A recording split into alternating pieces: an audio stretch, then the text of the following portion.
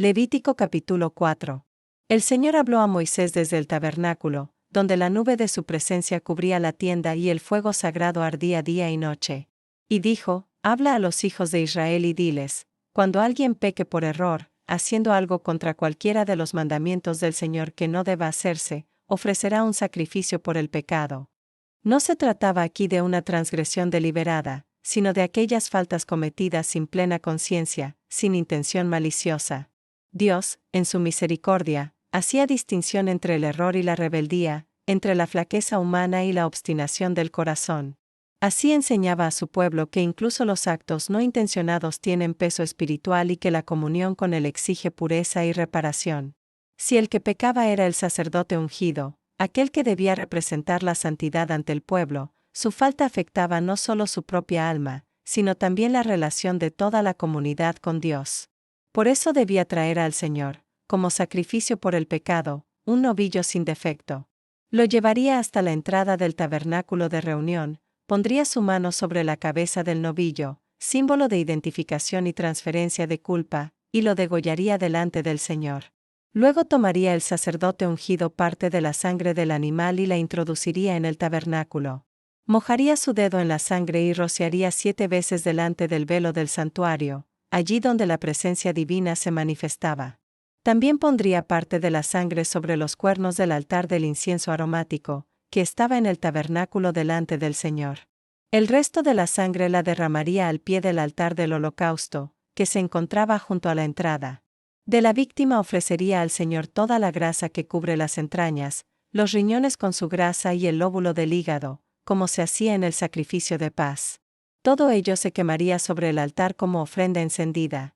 Pero el cuerpo del novillo, su piel, su carne, su cabeza, sus patas, sus entrañas y su estiércol, sería sacado fuera del campamento, a un lugar limpio, donde se echaban las cenizas del altar, y allí sería quemado sobre leña. Este acto tenía un profundo simbolismo: el pecado debía ser expulsado fuera del campamento, separado de la presencia de Dios y del pueblo santo. Lo impuro no podía permanecer donde moraba la gloria divina. Así, el sacerdote debía reconocer su propia necesidad de purificación, recordando que incluso el que oficia ante Dios está sujeto a la fragilidad humana. Si era toda la congregación de Israel la que pecaba por ignorancia, sin saberlo, y después el pecado llegaba a ser conocido, entonces la comunidad debía ofrecer también un novillo como sacrificio por el pecado.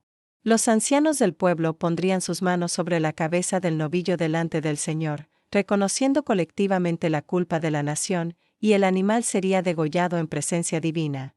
El sacerdote ungido tomaría de su sangre y la introduciría en el tabernáculo, rociando 7 veces delante del velo y untando los cuernos del altar del incienso aromático. El resto de la sangre la derramaría al pie del altar del holocausto. La grasa sería quemada sobre el altar, pero el cuerpo del novillo se sacaría fuera del campamento, al mismo lugar donde se arrojaban las cenizas, y allí se consumiría por el fuego. Así se haría expiación por toda la congregación, y el Señor los perdonaría. De esta manera, Dios mostraba su justicia y su compasión. Aunque el pueblo errara colectivamente, había una vía de reconciliación, una manera de restaurar el orden quebrado entre la santidad divina y la imperfección humana. Si el que pecaba era uno de los príncipes de Israel, un gobernante o jefe, y cometía por error algo prohibido por los mandamientos del Señor, debía traer como ofrenda un macho cabrío sin defecto. Ponería su mano sobre la cabeza del macho cabrío y lo degollaría en el lugar donde se ofrecían los holocaustos. El sacerdote tomaría con su dedo parte de la sangre y la pondría sobre los cuernos del altar del holocausto, el resto lo derramaría al pie del altar. Toda la grasa la ofrecería sobre el altar como olor grato al Señor. Así se haría expiación por el príncipe, y el Señor lo perdonaría. De este modo, el liderazgo también quedaba sujeto a la ley divina. Ningún rango, por elevado que fuese, podía colocarse por encima de la santidad o exento de rendir cuentas ante el Eterno. Los príncipes, responsables del pueblo, debían también ser modelos de humildad ante Dios. Si el que pecaba era uno del pueblo común, y cometía por error algo contra los mandamientos del Señor, debía traer como sacrificio por el pecado una cabra o una oveja sin defecto. El oferente pondría su mano sobre la cabeza del animal y lo degollaría en el mismo lugar donde se ofrecían los holocaustos. El sacerdote tomaría con su dedo parte de la sangre y la pondría sobre los cuernos del altar, derramando el resto a su pie. Luego separaría la grasa y la quemaría como en los otros sacrificios. Así haría expiación por la persona, y el Señor la perdonaría. En este gesto se encontraba la profunda enseñanza de la igualdad ante la justicia divina. Sacerdote, príncipe o simple israelita, todos estaban bajo la misma ley. Todos eran llamados a la pureza, y todos podían hallar perdón mediante la confesión y el sacrificio sincero. El fuego del altar ardía día y noche, testigo de las faltas reconocidas, de los corazones arrepentidos, de las vidas que buscaban volver al favor del Señor. Y el humo que se elevaba llevaba consigo no solo la ofrenda, sino también la intención del alma que la presentaba, deseo de reconciliación, búsqueda de pureza, retorno a la paz interior. Así se estableció el rito del sacrificio por el pecado, ordenado por el Señor a Moisés en el monte y transmitido al pueblo de Israel como ley perpetua. En cada acto se recordaba que la santidad de Dios no admite mezcla con el error, pero que su misericordia abre siempre el camino del perdón a quien lo busca con corazón sincero. Reflexión. Este capítulo nos revela uno de los aspectos más profundos del corazón de Dios, la compasión que distingue entre la malicia y el error. El sacrificio por el pecado no se instituyó para infundir miedo, sino para enseñar que toda falta, incluso la no intencionada, rompe la armonía espiritual y debe ser reparada.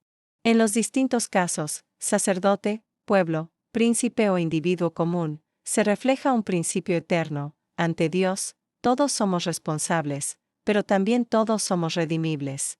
No hay jerarquías en el perdón, porque la misericordia divina alcanza a todos por igual. El gesto de poner la mano sobre la cabeza de la víctima es profundamente simbólico. El ser humano reconoce su falta, acepta su responsabilidad y la entrega a Dios en acto de confianza. Y el hecho de que la sangre, símbolo de la vida, sea puesta sobre el altar recuerda que solo la vida ofrecida con sinceridad puede reconciliar lo que fue dañado por el error.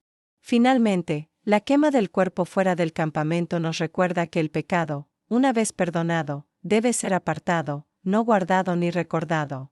Dios no solo perdona, también purifica, limpia y restaura. En el silencio del altar, entre el humo y el fuego, el pueblo aprendía que el perdón no era una idea, sino una realidad concreta, un Dios que ve, escucha, perdona y renueva. Así, el sacrificio por el pecado anunciaba ya el principio eterno de toda redención. La vida ofrecida por amor restaura la comunión entre lo humano y lo divino.